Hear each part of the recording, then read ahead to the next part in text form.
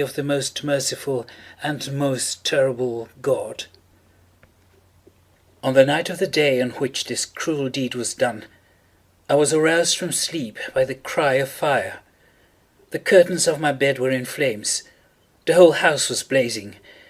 It was with great difficulty that my wife, a servant, and myself made our escape from the conflagration.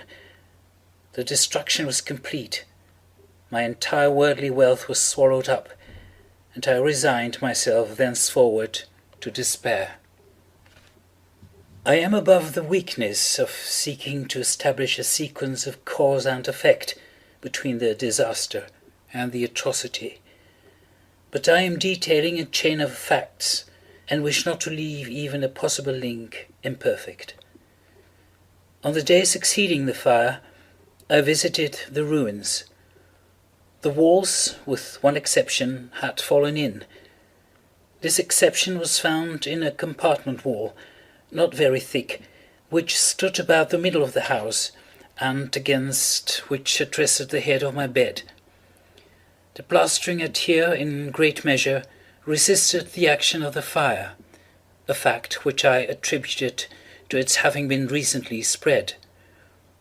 About this wall a dense crowd were collected, and many persons seemed to be examining a particular portion of it with very minute and eager attention. The words strange, singular, and other similar expressions excited my curiosity. I approached and saw, as if graven in bas-relief upon the white surface, the figure of a gigantic cat. The impression was given with an accuracy truly marvellous. There was a rope about the animal's neck.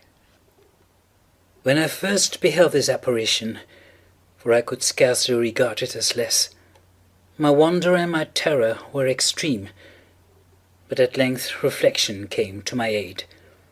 The cat, I remembered, had been hung in a garden adjacent to the house.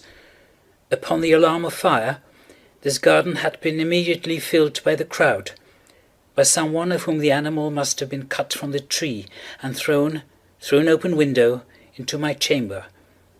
This had probably been done with the view of arousing me from sleep. The falling of other walls had compressed the victim of my cruelty into the substance of the freshly spread plaster, the lime of which, with a flame,